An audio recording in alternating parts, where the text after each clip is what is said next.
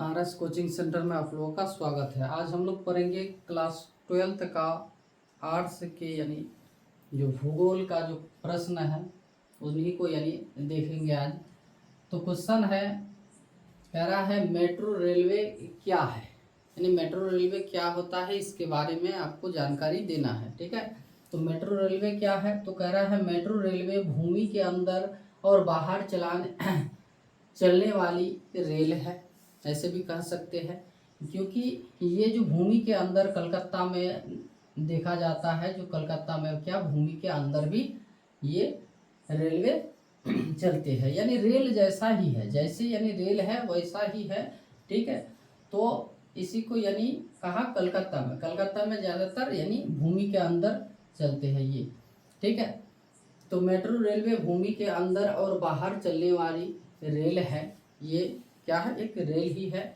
कलकत्ता दिल्ली जैसे महानगरों में प्रदूषण मुक्त यानी क्यों चलाए जाते हैं, क्योंकि प्रदूषण को क्या करना है, मुक्त करना है। और ट्रैफिक जाम जो ज़्यादा हो जाते हैं क्योंकि जनसंख्या ज़्यादा है, क्योंकि वह ये कि क्या है, महानगर है।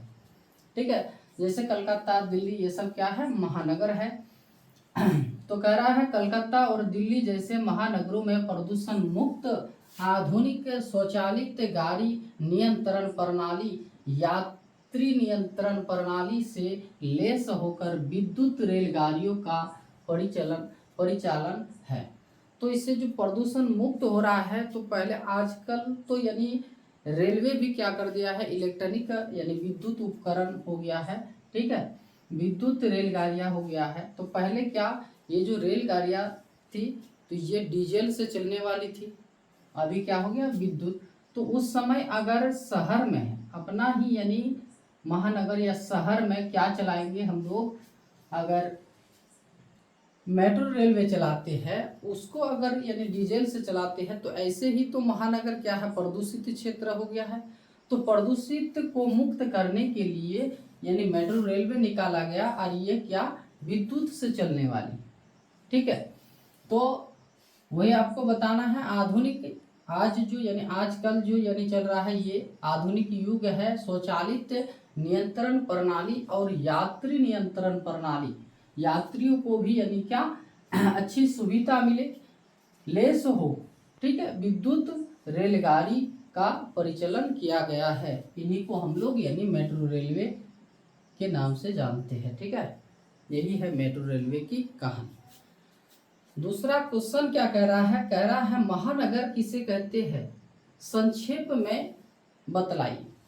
महानगर किसको कहेंगे, तो देखिए महानगर उस नगर को कहते हैं। नगर तो जानते हैं जैसे यानी छोटा सा, जिसको हम लोग शहर टाउन यानी जो कहते हैं। ठीक है, तो नगर को कहते हैं जहाँ की आबादी, देखिए आबादी यानी जनसंख्या, जहाँ की जनसंख्या, जिस शहर में जनसंख्या, देखिए ये याद रखिएगा, 10 लाख से 10 लाख या 10 लाख से अधिक होती है, तो उस नगर को यानी हम लोग क्या कहेंगे, महानगर कहेंगे। क्या कहेंगे, महानगर कहेंगे। या फिर उसको कह सकते हैं आप 10 लाखी नगर, क्या 10 लाखी नगर भी कहा जाता है। ऐसे भी आपको क्वेश्चन पूछेगा, 10 लाखी नगर का परिभाषा दीजिए, 10 लाखी नगर का यानी संक्षेप में बतलाइए इसके।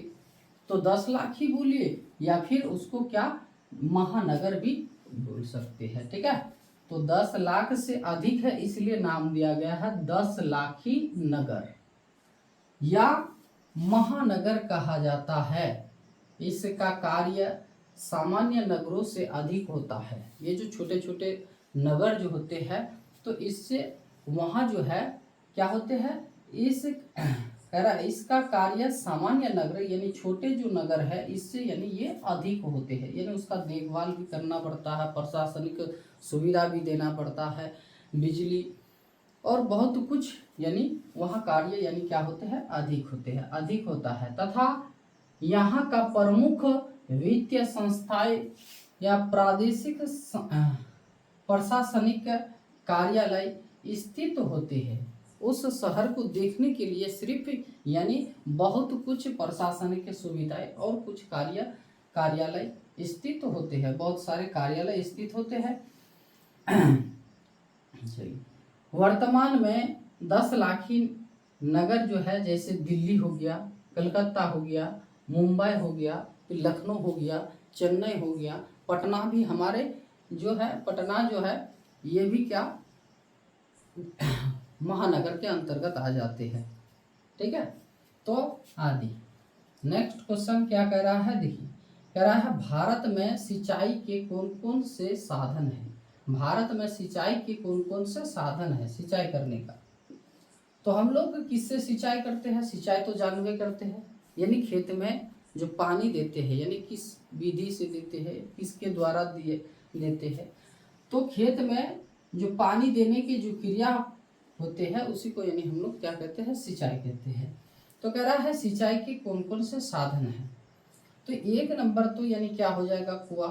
यहाँ कह रहा है देखिए भारत में सिंचाई के साधन क्या है, बहुत तरह के हैं। जैसे यानी क्या हो गया, कुआं। ठीक है, मिट्टी को खोद के इसमें जो यानी टैंकी लगाया जाता है, और मिट्टी से जो भूमिगत जल जो होते हैं, ये जो यहाँ होते हैं, इसको जब बाहर निकालते हैं इस टैंकी से, तो ये जो भूमि के अंदर जो जल है, ऐसे ही कुआं बनाए जाते हैं, ये कुआं होते हैं। इससे भी यानी हम लोग क्या करते हैं, सिंचाई करते हैं। दूसरा कह रहा है नहर। ठीक है, नदियों से जो बहुत सारे नहर जो निकाले गए हैं, जैसे यानी भारत का सबसे बड़ा नहर कौन सा है, तो इंदिरा गांधी नहर। ये कहाँ है, तो यानी राजस्थान में। तो नहर जो है इससे भी यानी सिंचाई करते हैं, नदियों से भी सिंचाई करते हैं, और ट्यूबवेल से भी सिंचाई करते हैं आदि। ठीक है, चलिए नेक्स्ट क्वेश्चन क्या कह रहा है, कह रहा है बहुउद्देशीय परियोजना क्या, बहुउद्देशीय परियोजना का क्या अर्थ होता है। ये बहुउद्देशीय परियोजना जान लीजिए, यानी नदियों में जो बांध बनाए जाते हैं, नदियों में जो ये जो नदी है, नदी में जो बांध बनाया जाता है, इसका क्या उद्देश्य है, क्यों बनाया जाता है, नहीं बनाया जाता है, इसी को आपको व्याख्या करने के लिए कह रहा है। कह रहा है बहुउद्देशीय परियोजना का क्या अर्थ है, इसका क्या अर्थ है, और इसको क्यों बनाया जाते हैं। फिर इससे लाभ भी पूछा जाता है, इससे क्या लाभ है, इससे क्या हानि है। तो उतना नहीं हमको बताना है, यहाँ सिर्फ वो बोला गया है बहुउद्देशीय परियोजना का क्या अर्थ है। तो देखिए बहुउद्देशीय परियोजना का आशय ऐसी योजना से होती है जिसका निर्माण कई उद्देश्य की पूर्ति के लिए किया जाए। यानी ये जो बांध जो बनाया जाता है बहुउद्देशीय परियोजना, ये जो परियोजना बनाया जाता है, इसका भी बहुत सारे कह रहा है जिसका निर्माण कई उद्देश्य से, बहुत सारे उद्देश्य से बनाए जाते हैं। क्या क्या उद्देश्य, तो कह रहा है परियोजना के निर्माण का प्रमुख उद्देश्य क्या होता है, तो जैसे भारत में चतुर्दिक विकास करना, यानी बहुत चारों तरफ यानी विकास हो सके, इसलिए बनाए जाते हैं। जैसे कि इसके अंतर्गत सिंचाई, जैसे यहाँ पर क्या बनाया गया है, बांध बनाया गया है इस नदी पर, तो इस क्षेत्र में क्या होगा, पानी की वृद्धि हो जाएगी। तो इस क्षेत्र से हम लोग क्या नहर का निर्माण, नहर निकाल सकते हैं। यानी जिस क्षेत्र में पानी नहीं जा पा रहे हैं, उस क्षेत्र में हम लोग पानी ले जाने के लिए नहर बना सकते हैं। ठीक है, तो तब जाके हम लोग इसी का पानी से यानी हम लोग क्या कर सकते हैं, सिंचाई कर सकते हैं। तो एक नंबर तो हो गया आपका सिंचाई। दूसरा जैसे कह रहा है जल विद्युत, यानी इस डैम से यानी इस परियोजना से, बांध जो कह सकते हैं, जो भी बोलिए, तो इस बांध से विद्युत का भी उत्पादन किया जा सकता है, जिसको कहते हैं जल विद्युत। कैसे, क्योंकि ये जो बांध बनाया गया है, इसके अंदर से पानी को छोड़ने का भी तो गेट होता है। ठीक है, तो पानी जब यानी छोड़ा जाता है, तो इसमें फिर पंखा लगाया जाता है, और उसके साथ यानी बाहर में एक डायनेमो लगा दिया जाता है। जब पंखा घूमेगा तो डायनेमो घूमने लगेगा, और घूमने से इससे क्या होते हैं, विद्युत प्राप्त होते हैं, जिसको यानी जल विद्युत कहते हैं, क्योंकि जल से ही प्राप्त हुआ है। और किस लिए बनाया गया है, तो बाढ़ को नियंत्रण करने के लिए, क्योंकि वर्षा जब होती है तो इस क्षेत्र में पानी, यहाँ पानी को रोक दिया जाता है और आहिस्ता आहिस्ता आहिस्ता आहिस्ता इस पानी को छोड़ा जाता है।